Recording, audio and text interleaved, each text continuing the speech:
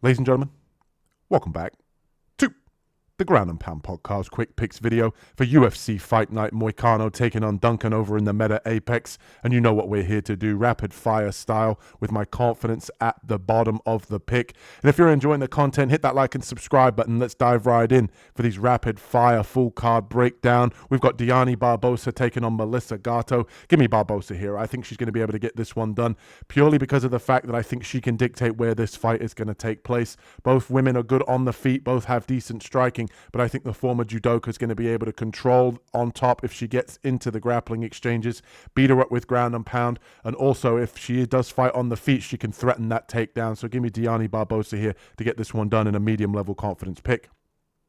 And next up, we've got Azamat Bakoyev taking on Beetlejuice. No, excuse me, that's Trayshawn Gore. And he's just hanging around here, in my opinion, inside the UFC. Give me Azamat Bakoyev here. I think he gets this one done on the feet or on the ground. He is the better wrestler. He has power in the hands. Confidence pick here. Put him in all of your parlays. He should be able to get this one done inside the distance with the ground and pound or with a knockout on the feet. And next up, we've got Alice Pereira taking on Haley Cowan. I lean to Cowan, but I got to say, gun to my head, I got to pick Cowan only because Pereira didn't impress me in her UFC debut. Skirting around on the outside, looked very shy, very timid. Still only 20 years old, so she could make improvements, from fight to fight. But I'm only going to lean to Cowan here. If we've seen a little bit more out of her inside the UFC, decent layoff for her, but I don't like either in this fight. Gun to my head, this is one of the toughest picks I got to say on this card. But give me Haley Cowan in an absolute slight lean. Don't like this from a betting perspective. And next up, we've got Lando Vannata taking on Darius Flowers. And I lean to Vannata here. I think that he's got more UFC experience. He is UFC level, even though he is coming off of a 3-year layoff. I think he can mix in the grappling. With Darius Flowers, who's been shown to be averse to getting taken down in a lot of fights, no matter whether it's in the UFC or in the regional scene. And I think Vannata here can come in, get the takedown, maybe find the sub, or at least be able to ride out top control here with the wrestling for a unanimous decision. Only a slight lean because of that 3-year layoff. But let's face it, Darius Flowers is not UFC level. And next up, we've got Alexandro Costa taking on Stuart Nickel. I feel confident in Costa to get this one done. He's got power in the hands. I think he can stuff the takedowns of Nickel, and Nickel doesn't really have a backup plan. He's a guy that wants to take you down, use the wrestling. He's not going to be able to do that here against Costa, and I think realistically, wherever this fight takes place, Costa should be one step ahead. I'm going to say he finds a submission here of his own, maybe a guillotine, like Nickel leaves his neck out there. But give me Alexandro Costa, confidence level pick this week.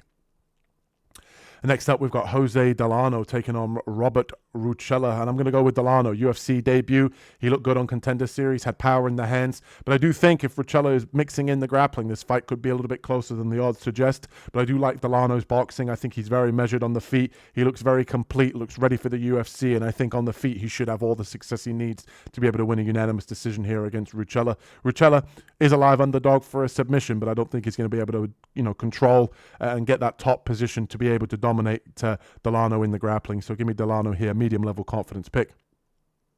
And next up, we've got Gurulam Pat taking on Thomas, the tank engine Peterson, as I like to call him. But give me Pat here. I think he's going to be able to stuff the takedowns of Peterson and find the knockout on the feet. I think he's going to be able to have success in the boxing.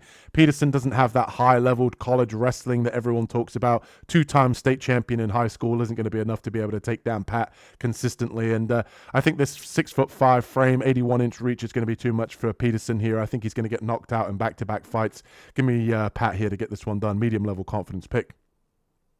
And next up, we've got Tommy McMillan taking on Mano Zucchini. Who cares what this guy's name is? Give me McMillan here, training partner of Sean O'Malley, and he is a wild man. I don't agree with the odds here, but I do think he should be able to find the finish, whether it be on the feet or on the ground.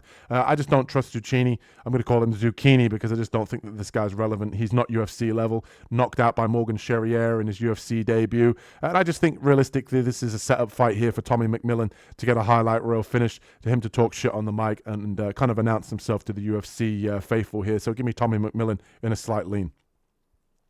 And next up, we've got Ethan Ewan taking on Rafael Estevam. And I like Ewan in this fight. I think he can stuff the takedowns. I think here, fighting at his original weight class, he had a good showing in his UFC debut against Will Maker, upper weight class. And I think here, Estevam coming up in weight at 125 to 135. We don't know what his gas tank's going to be like. He obviously missed weight in previous fights. And I just trust Ewing to be able to dart in and out of range, have the better striking, and hopefully be able to stuff the takedowns. He did wrestle 1 year in King's College Division 2. And And I do trust him to be able to at least stuff some takedowns here and have the better on the feet in terms of the exchanges. So give me Ethan Ewing to get this one done. Close fight, not necessarily dying on the hill of Ethan Ewing here, because I do think that Estevam, obviously undefeated with the wrestling, is definitely a viable path for him to be able to get takedowns and get top control. But I think Ethan Ewing with the striking is going to land more damaging shots in the eyes of the judges. And next up, we've got Brenderson Ribeiro taking on Abdul Rahman Yakayev. Give me Yakayev here, inside the distance. Round one, should be able to get it done on the feet or on the ground. Ribeiro's not UFC level. This is basically just a setup fight for Yakayev to be able to get another highlight reel finish like he did in his previous fight. Give me Abdul Rahman Yakayev. Remember the name. It is a mouthful, but he's going to be able to get it done here. Confidence level pick inside the distance. And that brings us to the co-main event. And if you're enjoying the content, hit that like and subscribe button as we break down Tabitha Arichi taking on Virna Jandiroba. Give me Ricci here. I think she's going to be a little bit faster. I don't trust Virna here at 37 years old, coming off that title opportunity. And I think she's going to slow down now. And I think Tabitha Ricci's got enough of a ground game here to be able to capitalize and keep this one on the feet, or at least be able to stay safe in the guard of Virna Jandiroba. And I think on the feet, the work with Callum Walsh in the boxing, I think she's a little bit more athletic. I think all of that's going to play dividends here on the feet, allowing her to get a unanimous decision victory. Not super confident, as she does fall into the clinch at times, which is going to give Virna opportunities to get takedowns. But give me Tabitha Ricci here in a slight lean in the co-main event. And now main event time. We've got Chris Duncan taking on Renato Moicano. And if you're enjoying the content, hit that like and subscribe button for this week's Dog of the Week, making it 2 in a row. Renato Moicano here in a confident pick. I got to say, I'm surprised he's the underdog here against Chris Duncan. I think he can mix in the grappling. I think he's a little bit underappreciated on the feet. Let's just say that. He's got decent kicks, decent calf kicks. And I think also as well on the feet, Chris Duncan's not got this one-punch power that everybody's talking about to test the chin of Moicano. And I think at some point Duncan's going to hit the mat, whether it be him slipping or whether it be Moicano getting the takedown. And I just see this fight ending up at some point where Moicano takes the back of Chris Duncan. Chris Duncan gives up his back in sloppy transitions. And I think that Moicano can capitalize here and get that rear naked choke. And if you're enjoying the content, hit that like and subscribe button. Hope you guys are having a good week. Try and get us to 500. We're almost there. We appreciate the 400 mark. We'll catch you guys in the next one. Peace.